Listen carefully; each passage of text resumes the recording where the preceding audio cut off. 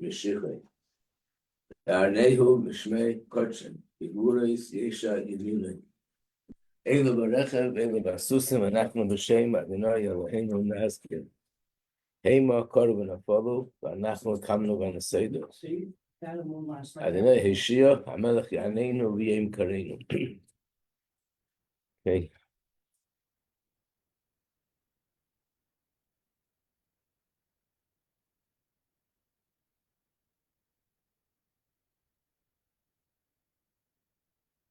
Do you mind, Ariella, just to give this out? This is something we're going to do, which will just make things more clear in the Mamar.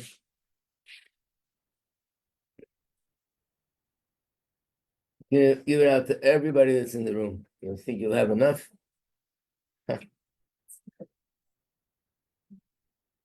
Okay, so yesterday we did the first ice in the Mamar of the Friedrich Rebbe in Hasidic discourses about Usefartem Lachem. Before we go to the second ice, I just want to go over briefly. This is copies I'm giving you is from the Rambam, Hilchas Tmidim Musafim, chapter 7, and here's where he describes the mitzvah of Korban Omer, how we're supposed to bring this korban. Thank you very much.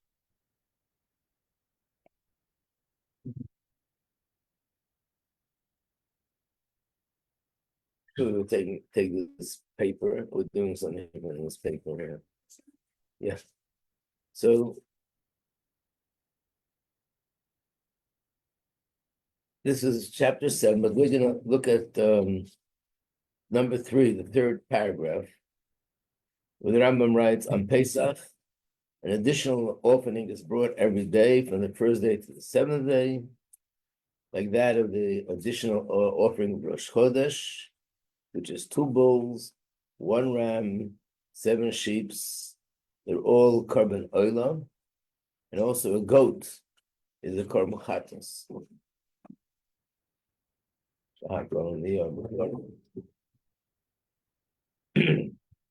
Then it says as this: on the second day of Pesach, the 16th of Nisan, besides the additional offering brought each day of Pesach, on the second day, a lamb is offered as a burnt offering, together with the omer of barley that is waved.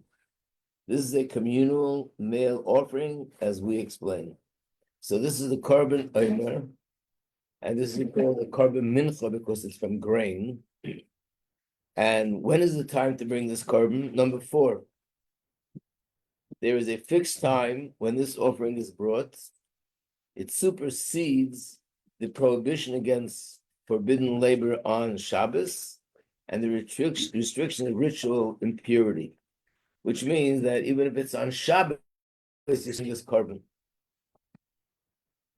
Then he goes on to say that this korban is brought only from Eretz Yisrael, which means you go to a field in Eretz Yisrael. You shall bring the omer from the first of your harvest. It is a mitzvah to bring the omer from fields that are close to Yerushalayim. It was not brought from a close place. It may be brought from any place in Eretz Yisrael. So this is what we call Chodesh, Yoshan. If you heard the expression, Chodesh means new and Yoshan means old.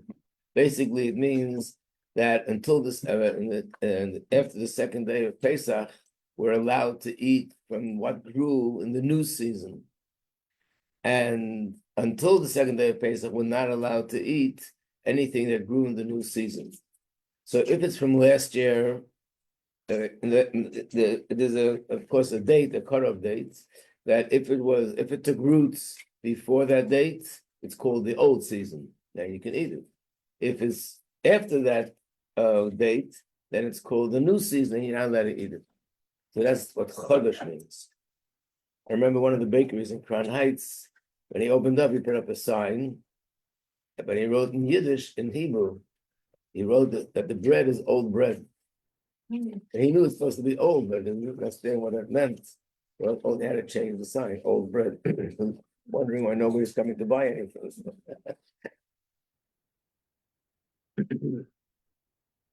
Then the Rambam writes, turn the page to halacha number 6.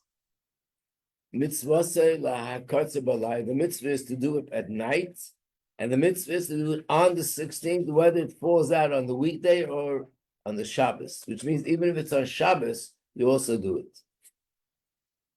Then he goes on to more details about it, but I want to go to number 11. Turn to page number 11. This is the part that's brought down in the Maimer. The Eimer would come from barley. This is halacha l'Moshe Sinai. You ever heard that expression? It means it's a halacha that was passed down from Moshe Rabbeinu and Sinai, and even though it's not in the Chumash, but it's passed down orally. That this is carbon. The grain is from barley, not wheat.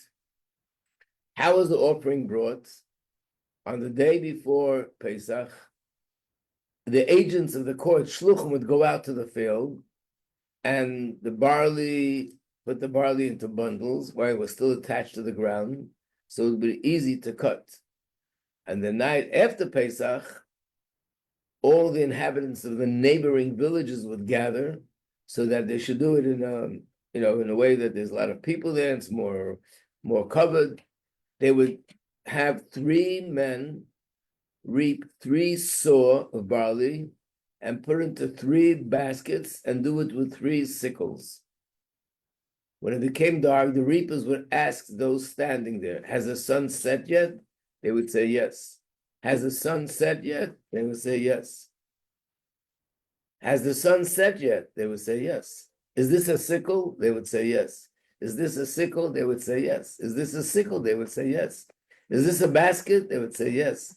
Is this a basket? They would say yes. This is Rambam. Is this a basket? They would say yes.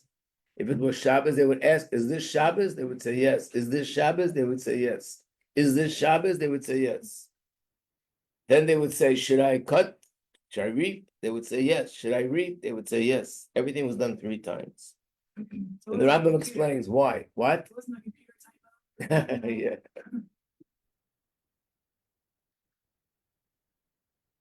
3 questions and answers were given regarding each matter. Why was all this necessary? This is because of the tzdukim, because there was those that erred, which means they misinterpreted what's supposed to be according to Torah. They departed from the community of Israel in the second temple.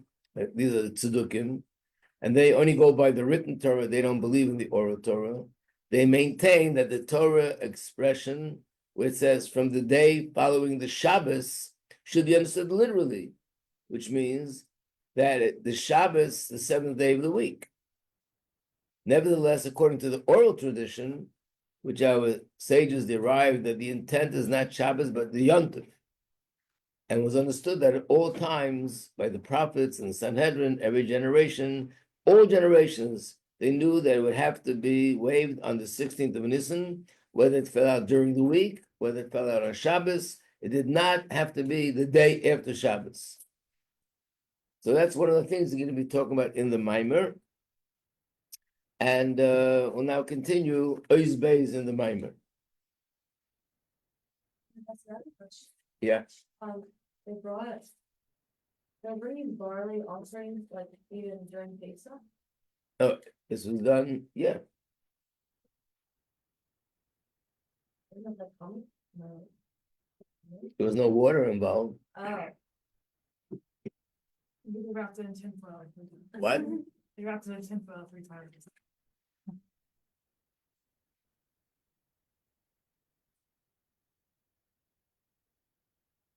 Solution for everything. We're in base. It's page 156.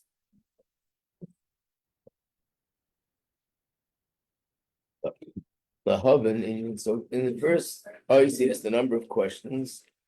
And now it says, let's understand Sfir Seim according to Chassidus. Loving in your Sfir Seim Bavoida B'Nefesh Adam. Korban HaOmer HaOmer Sa'orim. The Korban HaOmer was from Sa'orim, which we just said was from barley.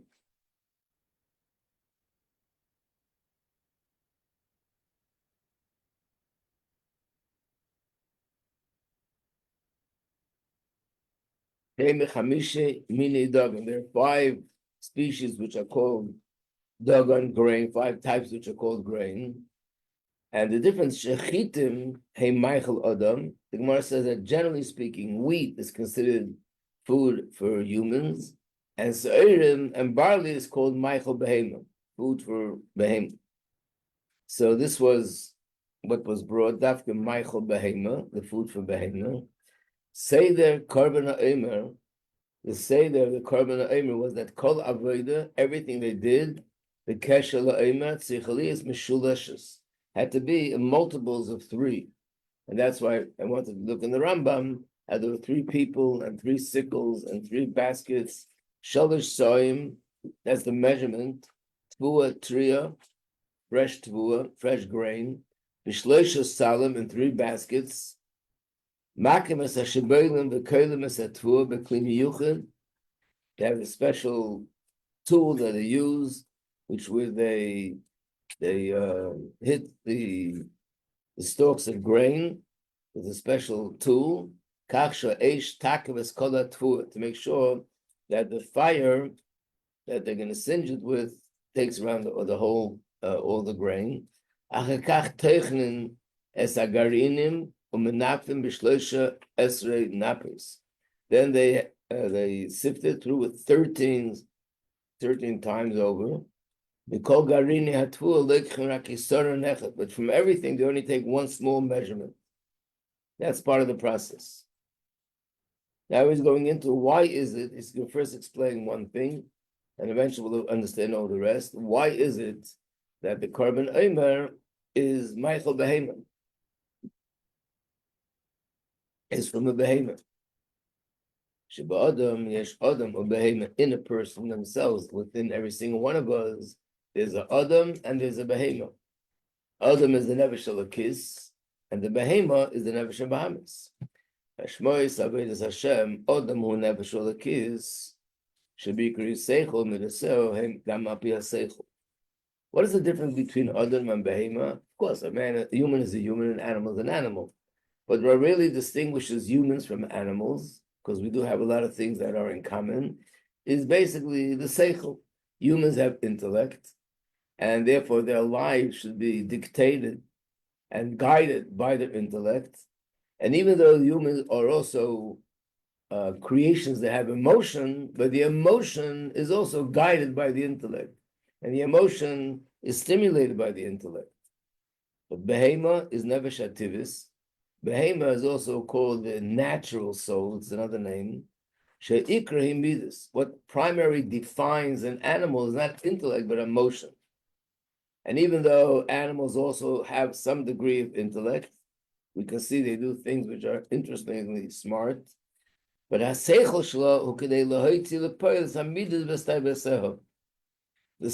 of the nefesh of an animal is only like a means to an end. It serves the midos. Really, it's about midos. It only helps the animal get to achieve whatever it wants connected to its midos, which means, where do we see seichel? For example, an animal wants to get food, and somehow you need to do something to get the food because it's not in its regular place, and you see how the animal did something smart to get the food. The animal does something smart to escape another animal, or does something smart to escape someone who's hunting, or other things. So the animal is primarily midas, it's emotion, things that the animal loves, things the animal is afraid, things the animal hates. And anytime you see any kind of semblance of logic, it's always related to the intellect. It's there to serve the intellect. I mean, the other way around, to serve the midas.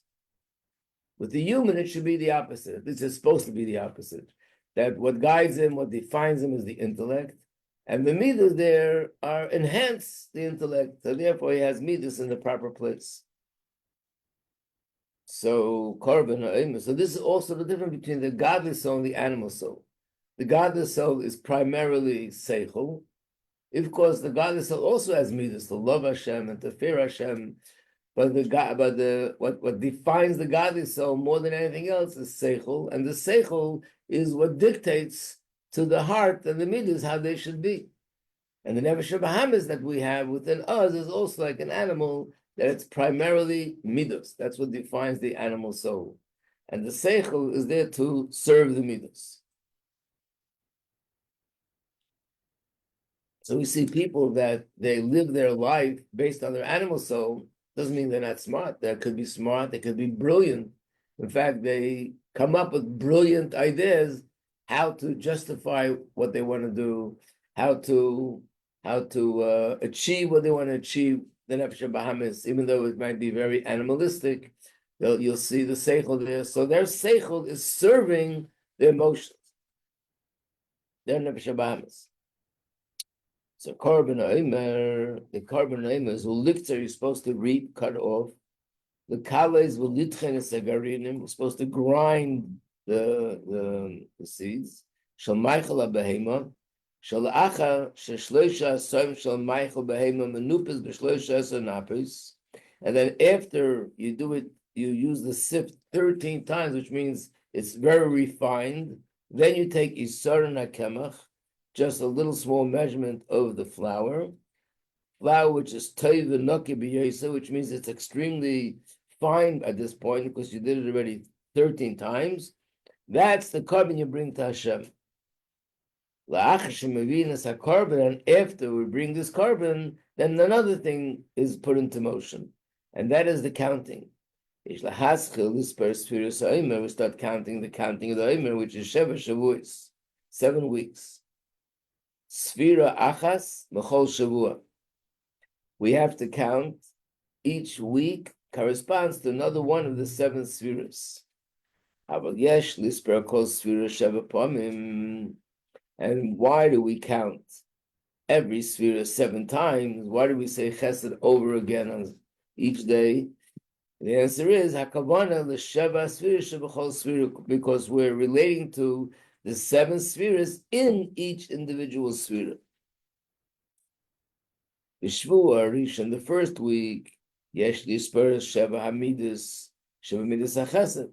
We're counting 7 days, which means we're counting chesed, sheva chesed. They're all chesed, but one is the chesed and chesed, one is gevura and chesed, one is teferes and chesed, and so on. B'shvua hasheni, the second week, es sheva hamidus gevura. The second week, everything that's in the attribute of gevura. So the first day is chesed of gevura, teferes of gevura, and so on.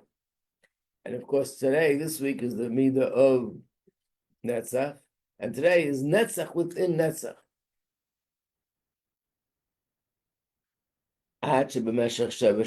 But after doing this 7 full weeks, nispara is kol sheva haspheres. We end up counting all the 7 spheres. We're counting the 7 spheres in a way that it's full and complete, not general, but we're going into the details, and we're counting every detail of each one. He calls sphera nishlama b'sheva spheres. Each sphera, what is it considered complete if you count each detail into it? So in order to understand what is it, the 7 details in the sphera, we can understand it from ourselves. We have 7 faculties, also chesed, gevura, which are the 7 human emotions, and each one of the 7 also consists of 7. So from analyzing what it is within a person, the nefesh elokis and the nefesh Bahamas will have a little bit of understanding what it means with the spheres. Hamid or Rishayim, midas chesed. The first attribute is chesed.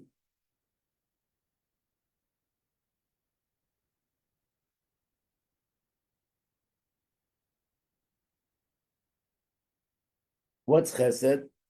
So we know that even though we call it chesed, so most people think, which midah is this? Kindness. It's not just kindness.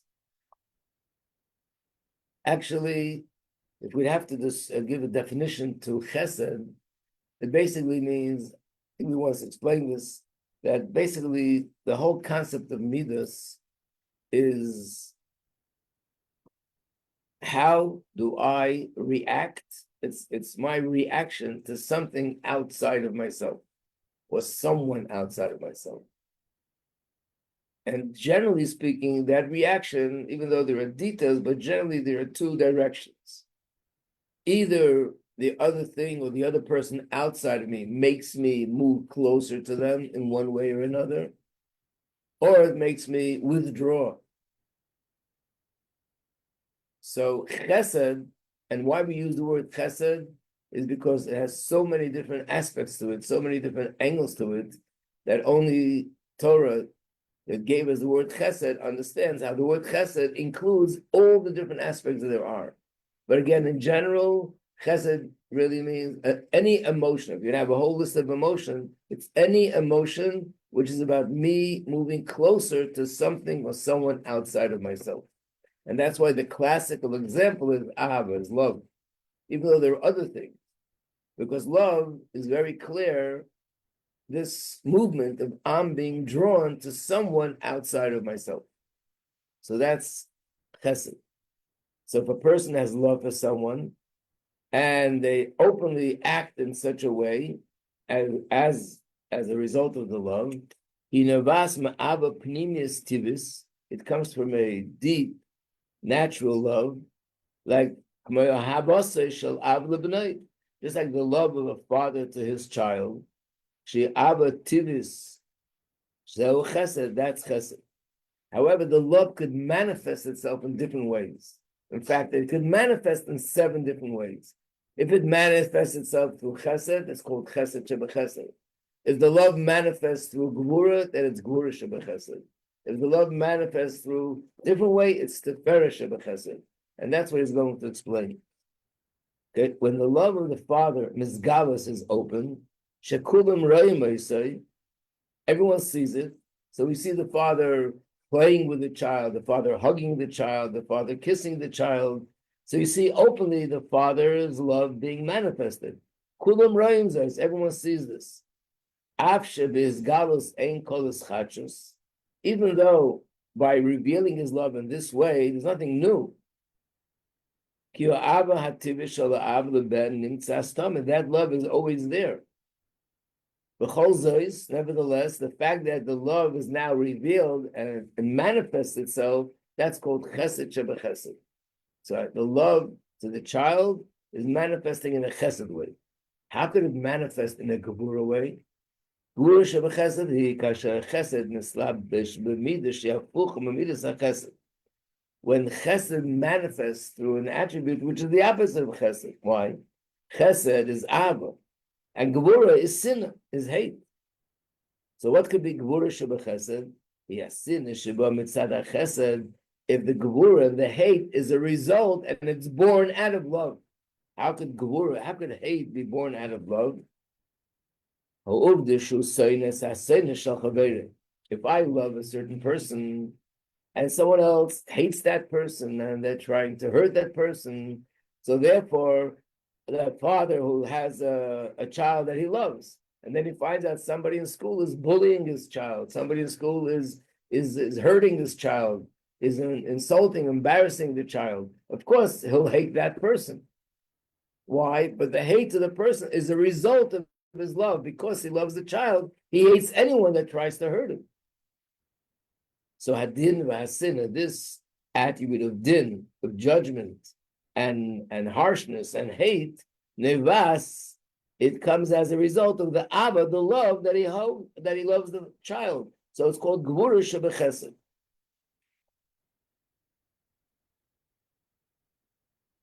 What's tiferet shebechesed? The hayefi haruchni, this is the spiritual beauty. Kashamishu mitzayer tzir shokama tzvoim. For example, someone draws a picture, and there are many different colors.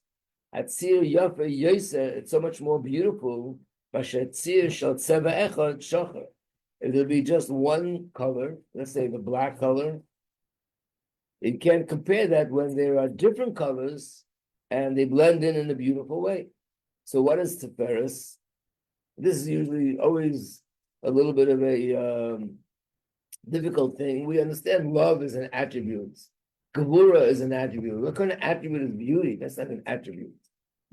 So he said beauty is the attribute of beauty means that when my emotions are in harmony with each other. What does that mean? Midas HaTiferes hu hashilub shel chesed gevura. that there's a feeling that I have, but that feeling is a merging of love and gvura at the same time, which means eichlis nagim odom sheinu roim sheinago ima midas hachesed. So usually we say gvura is compassion. What's compassion? When do we use compassion? There's somebody, let's say, person was a judge in a courtroom, and somebody brought in and he committed a crime. He deserves to be punished in one way or another. And then the person begins to plead, not that he didn't do the crime, but he pleads that it was under these circumstances, something had happened, and he has a family, and he wants to live, and he wants to be there with his family, and he really regrets what he did, all the different things, and then the judge wants to have compassion. But we know that if you have compassion and you say, okay, you can go back on the street, tomorrow he'll do the same thing again.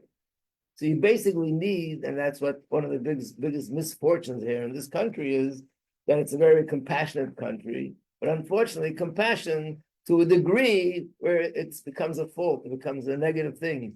That, as we mentioned this many times, that unfortunately, whenever you hear a story that they found someone who murdered another person, they look into the person's record and they find out he was arrested numerous times. Just recently, there was someone that this happened to, who was arrested numerous times, and one time was an attempted murder, one time was this, one time was that. So the compassion is really something which is not in the right place. So you have to have both. The feeling of, has to be a certain sense of discipline, and that would have the right hashpah on the person, but at the same time show the person compassion. And this will maybe encourage him to change, to improve. So when you have two attributes like that, and you merge them together in the right balance, that's called tiferes.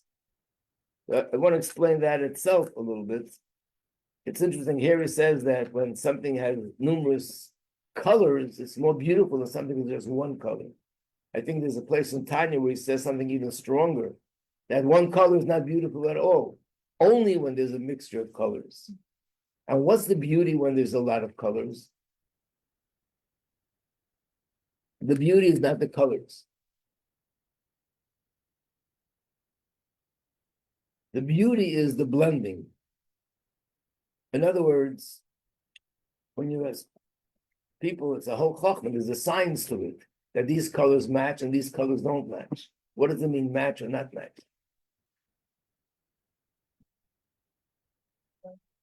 What? They'll blend well. Right, they don't clash, and they clash. And match means that they blend. What does it mean they blend? It means when I look at it, the combination of these colors is so beautiful, you don't see different colors. You actually see something which is a product of all the colors together. I mean, think of it, let's say, in music. What's beauty in music? So one instrument alone is not beauty, but when there are a lot of different symphony, a lot of different instruments, different people playing, but they're playing it in a beautiful way that it all comes together. What does it mean all comes together? Not one person is singing a Shia Samech and the other one is singing a Chleis Paratza, and this one's singing a different niggin. It's the same song, and they're all playing the same song, but different instruments, and each one's playing in their way, but it blends in such a way you don't even hear the detailed instrument. You hear a sound which is a blend of everything together. It all became one. So actually the beauty is in the fact that the details lose themselves to something more all-encompassing.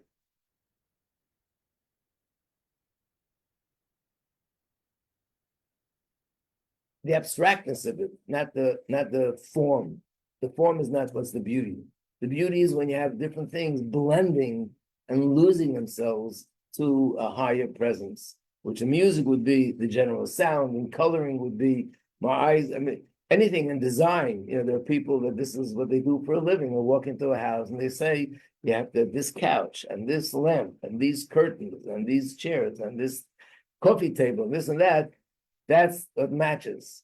And what is it that they're looking at? That all these, when you walk into the room, nothing stands out as an individual, but you see a beautiful image in front of your eyes because it all comes together. That's the beauty in design. This is the beauty in music. This is the beauty in colors. So the essence of Tiferes is when details lose their sort of identity as a detail, and they blend in order to create something which is higher than the details. So in people, this would be when two people come together, they have different natures, they have different strengths, they have different kind of personalities, and yet they come together and they work together for a certain purpose, and they come together in a way that they're both doing it. That's the beauty. In other words, when we say that Am Yisrael is divided into 12 Shvatim, 12 tribes, and people ask a question, why did Hashem do that? It just makes room for division. No, it's the most beautiful thing when you have 12 tribes, and each one has their own flavor, and each one has their own type and their own path, and they all come together to serve one Hashem. There's nothing more beautiful than that. It's chas v'sholom when someone deviates from that and they don't blend in. That's when it causes. That's when it's clashing. But where it's supposed to be is that all the details come together, and that's beauty. So Tiferes, whether it's people, whether it's feelings, in this case it's emotions, when two things which are different or even opposites come together for a higher purpose, that's called Tiferes. So one example of that would be compassion, because it's a combination of two feelings. There's the person who has compassion the right way, in the right balance. There's a feeling of closeness. I feel the other person's pain. And there's also the gevura that I need to be disciplined. I need to be strong with this person to make sure that they are dealt with the right way and they don't go back to the mistakes that they made. Where's what? Where? Hashpah. I guess influence. Yeah. I guess the word mashpia means someone who influences another person. The influence could be in so many different ways, but that's the general word. So let's see the words inside again. Midas at Tiferes, he has shiluv. Shiluv means the coming together. How the merging? How do they translate it in English? Let's see that. There's a better word than that.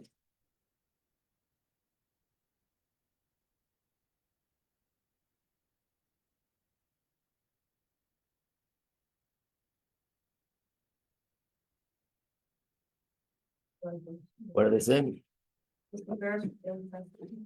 Involve the coordination of all of one's inner beauty, putting normative plan with that.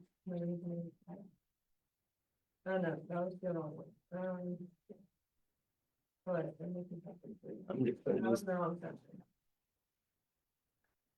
He was looking at how they translate the word shiluv.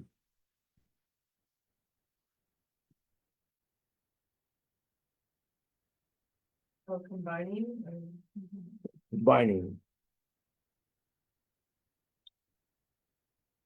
It's combining, merging, coming together. Okay.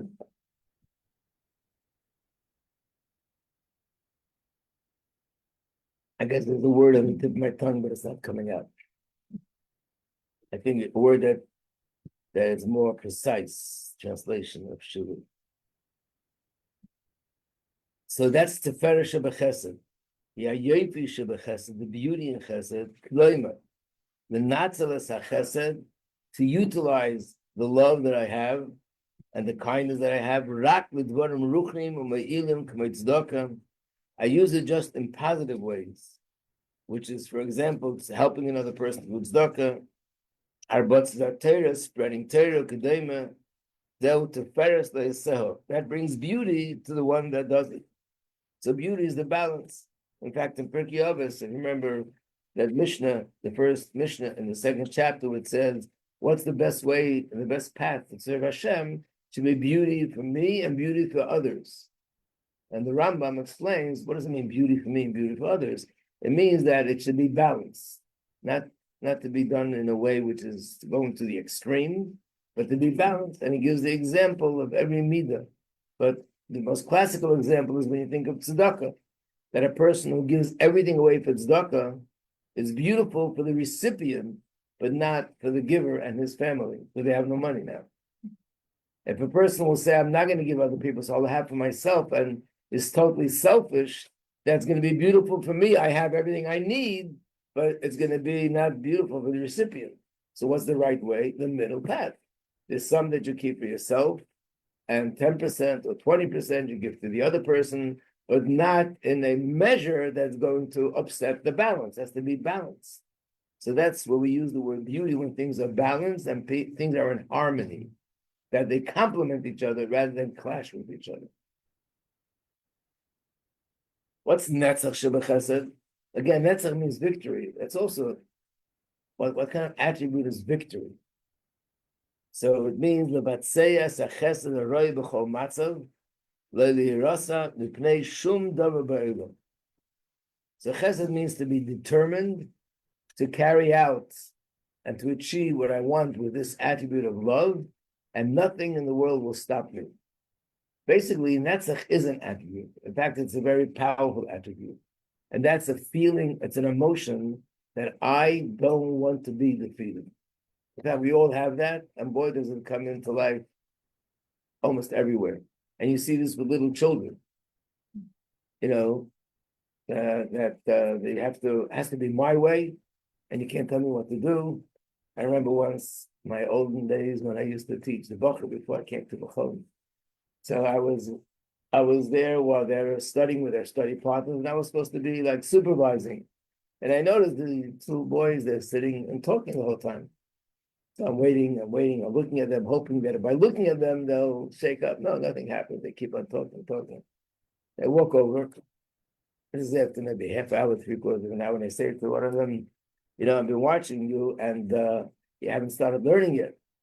They said, you know what? I was just about to start, but now that you told me, I'm not going to start learning. In other words, it has to come from me. It can't come from you, because that means that you defeated me. You know, you overcame me. So Netzach means that I won't allow anything to stop me from doing what I want. Of course, this could be extremely positive when it comes to good things. It could be extremely negative when it comes to negative things. This is the term we use, a power struggle. In many letters, the Rebbe writes to people that there's something challenging going on in the community, in the family. The Rebbe says, approach it this way, approach it that way. Then he writes, but make sure it doesn't become a power struggle. Because once it becomes a power struggle, you'll find that people get to a point where it's irrelevant what's right, what's wrong. The main thing is, I have to come out on top. That's called Netzach. Netzach is, in a sense, we would say Netzach, victory means determined to bring it to the end, to bring to fruition what it is that I want, and not allow someone to stop me, and I'll be defeated.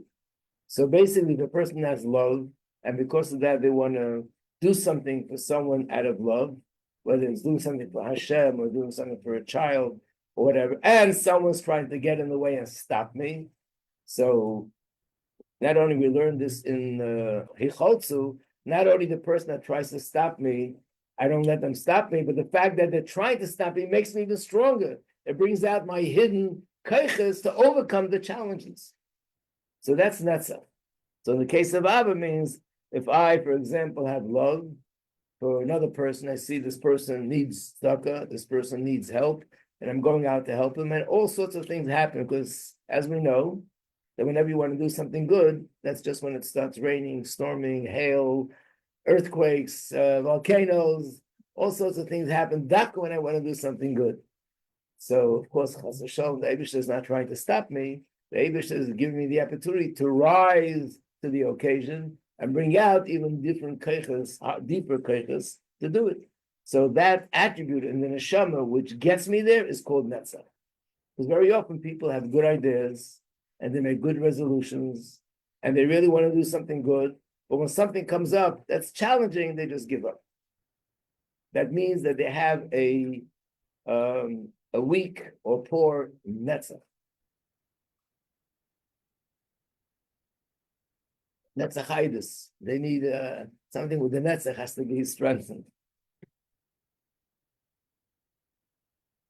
So that's what it means to execute that whatever I have as a result of my love, and bring it to fruition, and not allow anything to stop me. Like Avraham Avinu, Hashem told him to bring Yitzchak to the Akedah. So the Yetzer Hara disguised itself like a river, and then disguised itself like rocks and mountains and hills, and he just kept going. Nothing stopped him. Like it says in the Medrash, he walked into the water until the water reached his nostrils, and if you walked another inch, you just would drown. And at that point, the river disappeared. There was nothing there in the first place. It was just a Nisayan. But basically, he saw something stopping him, and he just kept moving. Or like Biden by Kriyas Yamsuf, that they were debating what to do. The famous Medrash. One group said we should fight with the Egyptians. One group said we should surrender. One group said this. One group said that. And Nachshon ben Amminadab said, "Wait a second. Abishah told us to go to Har Sinai. We're just going. It doesn't matter that there's a river there." And he jumped into the water, and then the water split. So that's netzach. That nothing's going to stop me. Determination, and Hoid rather. Again, it's very hard to see in the translation of the words, but Hoid has many different aspects to it, like all these words. One of them is Lashon Hoidah, which to a certain extent means to give in or to surrender. Hoid shebechesed atzmos aboses chaverei shemesaken es chayek b'dei lahatzel es oyavei. Basically, netzach and hoid are the same team, two opposite sides of the coin. What does it mean, two opposite sides of the coin? Netzach is the determination to go forward with something. And hoid is the determination to hold back something.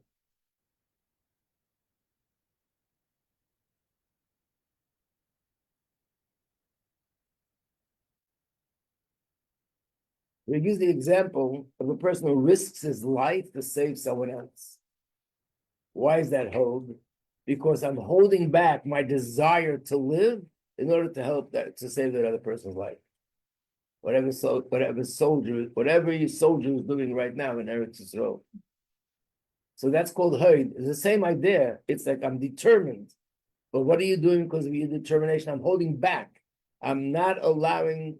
I'm holding back that love for life, for my own life, to stop me from doing what I'm doing. That's Hod in Chesed? That's Hod in Chesed. I have a love for Eretz Yisrael. I have a love for my fellow Jew. I have love for the Jewish people. And therefore, I'm going out to get rid of the enemy of the Jewish people. And I'm doing it with determination. I'm not allowing anything to get in my way. And it goes in both directions. That I'll get to do the thing that I want to do, and also hold back things because of that. In this case, it means risking my life. Why is that called holding back? I'm holding back my desire to live in order to do the right thing, to do what Hashem wants. There are two more to go. What? The Hod is like Hoda'ah, like from like Moda'ani. Right. Hoda comes from, well, Moda'ani could also mean thank you, Hashem. There's another interpretation to Moda. They're all related, and that is Moda means to admit, which means I'm giving up my opinion, I'm surrendering my opinion for your opinion. Here I'm surrendering my desire to live to do what I need to accomplish. Right, holding back with my hand. Holding back something, right? Making Hashem as well. Right. So the word hod comes from this, in this context, it comes from the word surrendering, giving up, holding back. So for example, if a person has the netzach and not doing an aveira, in that context, I have this passion to do something, and I know I'm not allowed to, so I'm holding back. That's also determination, but a determination in hoid and not netzach. When because of my determination, I'm being proactive in doing something, that's netzach, and the other one is hoid. That's netzach and that's hoid. To be continued. Rabbi Majeski. Yeah. They be associated like Netzach with the what's out there and the Hod was lesser.